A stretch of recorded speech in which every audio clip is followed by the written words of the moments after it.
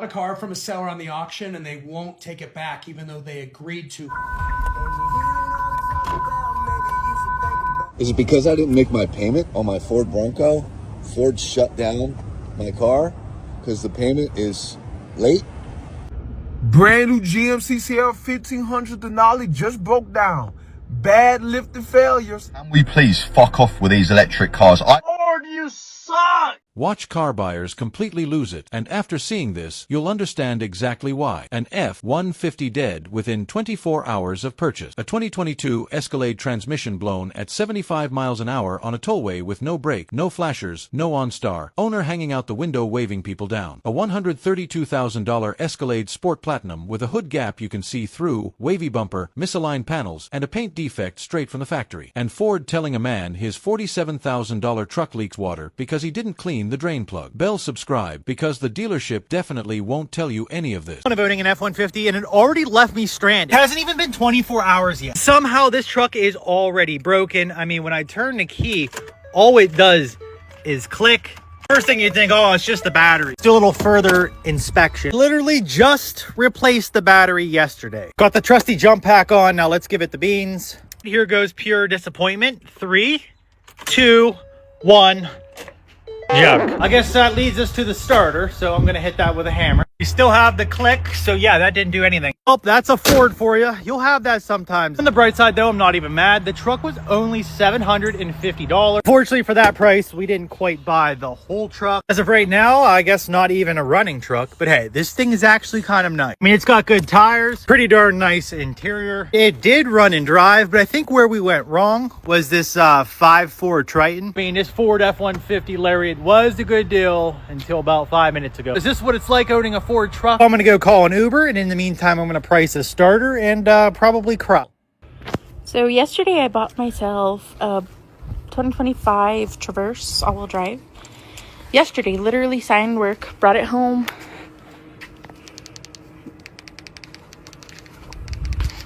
Now today,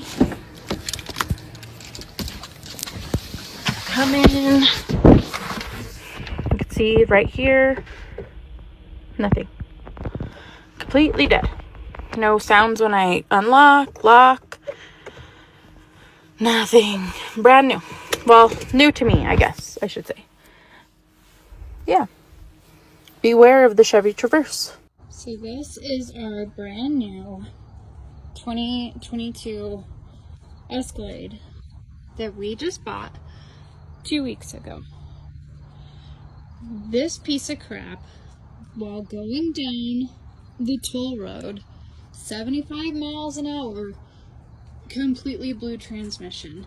Every single thing went out on this car. Everything. The entire thing went black. No gas. I couldn't even, I was pushing the SOS button. It wouldn't go through. It wouldn't turn on. OnStar wouldn't turn on. I couldn't even put the flashers on. So I'm literally driving down the tollway 75 miles an hour, halfway hanging out of this thing, waving people down to get me help because I couldn't get this freaking car to stop or turn on. Total bullshit, Cadillac. Signed yesterday, dead today. No sounds, no power, no warning, just nothing. And then there's the Escalade. Transmission gone at 75 miles an hour on a tollway. Everything black. No gas gauge, no brake, no flashers, no OnStar, SOS button not responding. She's in a car she can't stop, can't signal, can't call for help, hanging halfway out the window waving people down. This is a 2022 Cadillac Escalade, one of the most expensive American SUVs on the market. The emergency systems designed specifically for this situation failed at the exact moment they were needed. That's not a malfunction. That's a liability. Bought a car from a seller on the auction and they won't take it back even though they agreed to 4 months ago. We returned a Model S to you all the way back in November 25th. And we just got a call and text from them now that the car's still sitting there. We need to get this taken care of. Hey, why are you being dishonest about this? When I see that you guys arbitrate for bad battery, you didn't have a bad battery. You have a loose wire. We took it to Tesla and they fixed it. No, listen, the car couldn't leave the parking lot. So the alerts said it had a bad battery. So before the car even got picked up, we filed arbitration because we don't have any rights. Take me to court. No, I'm not going to take you to court. I'm just asking you to do the right thing. Your text messages tell us tell them it's okay to unwind it, because the only guy we had pick it up couldn't get the car to move. One wire, okay, I have nothing to do with Paris. Listen, I didn't know that. So we agreed, I have it in writing, send them my text message that I approved it for a courtesy unwind. Yes, and then you guys send a driver to pick up a car. No, we didn't. You have the title. You already paid for the car. I don't have the title. I'll overnight FedEx you the title right now. Listen, I'm just trying to get you to do what we agreed to. How much you paid for it? We paid for it $21,440. That's including option fee, right? Yeah, that's the total price. Let me see if I can find the fee. $400. Yeah, I sold it for 21 grand. As long as I get back $21,440, that's all I'm asking, man, is just for you to honor the agreement that we had. Tomorrow I'll be on it. If anything, I'll buy it. Okay, thank you, Boris. I appreciate it. Agreement in writing. Seller confirmed via text. Courtesy unwind approved. For months later, car still sitting there. Seller now saying it never happened. The buyer isn't asking for extra, not asking for compensation, just asking for the $21,440 back that he paid for a car he returned. And the seller's defense: one loose wire doesn't mean the battery was bad, so the arbitration shouldn't count. One wire on a $21,000 car, and 4 months of back and forth to honor a written agreement. He eventually got it resolved, but the fact that I have it in writing still required this much effort tells you everything about how these transactions actually work. Yeah, Ford, let's go, baby. Look at this. Hey, this is the second time that this has happened in the last 9 months. And so I assure you, I will never own another Ford vehicle again. They even told me, as the rain is literally falling, they told me this is not a Ford flaw, that this is actually an owner flaw because I didn't clean out the drain plugs. See, it's got a sunroof, and they said these drain plugs in the corners, they get full of stuff, so the water just comes in. And apparently it's my fault for not cleaning out my drain plugs. Not a Ford flaw, for just a design flaw. So anyways, this is what I get for buying a $47,000 truck from an establishment. So let's go, guys. Super excited to do business with Ford Motor Company again. $47,000 truck. Water leaking inside the cab. Second time in 9 months. Ford's official response: not our fault. You didn't clean the drain plugs on the sunroof. The drain plug that Ford put there. On the sunroof, Ford design. On the truck, Ford built and sold for $47,000. The design allows debris to block the drain. Water then enters the cab. And Ford's position is, you should have been maintaining our design flaw. He said it with a kind of calm that only comes from complete exhaustion. Super excited to do business with Ford Motor Company again. That's not sarcasm anymore. That's a man who has simply run out of reaction. My biggest regret? Buying a Ford F-150. If you are thinking about buying a Ford F-150, you need to listen to this. I have owned this F-150 for less than a year and a half. In fact, I've only owned it for 15 months. And in that time, I've had this truck in the shop for almost 3 weeks. I've had it in the shop for 3 times.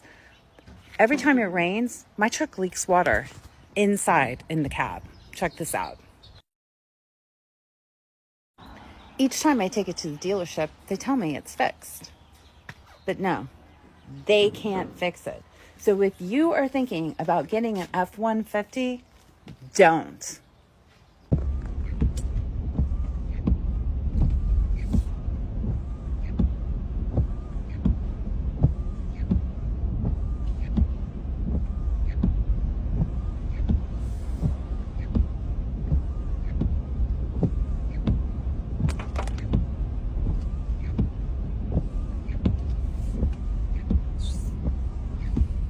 So I just picked up this 25 Escalade Sport Platinum, and let me know if this would bother you guys for a vehicle with a $132,000 MSRP.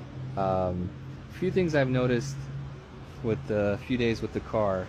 Number one being this humongous gap on the hood. So if you see the gap here, and then on this side, this looks right. This looks way too big when you could see inside. The other thing I noticed, the way the bumper fits here, if you can see, this is kind of wavy and it's not fit right. compared to the other side, nice and smooth as it should. A couple more things I've noticed, which this one's not that big of a deal, but like a chip in the paint, like a defect, I guess you could say, in the paint. Panels. This panel here, not sitting right. Can't seem to get it to pop in. Kind of misaligned. The other side is perfect. Last thing, but not least, there's kind of like a pimple in the bumper here. I don't know if you can see that. Certain lighting, you'll see like a something protruding out of the bumper. Mind you, this is a brand new 2025 Escalade. Let me know, would this bother you? It's kind of bothering me. I don't know how to feel about it. Let me know in the comments.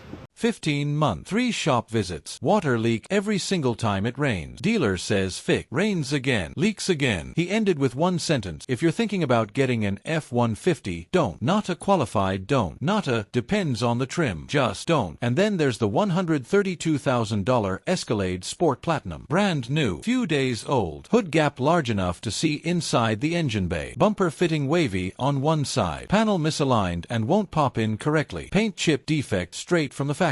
And something protruding out of the bumper. His word was pimple, visible in certain lighting. He asked the comment section if this would bother them. $132,000. Factory defects on delivery day. The answer is yes. It would bother everyone, because at $132,000, the only thing that should be coming out of that bumper is perfection. Subscribe if you want to keep watching, and tell me in the comments, what's the worst new car problem you experienced in the first week of ownership? Because based on these clips, you are definitely not alone.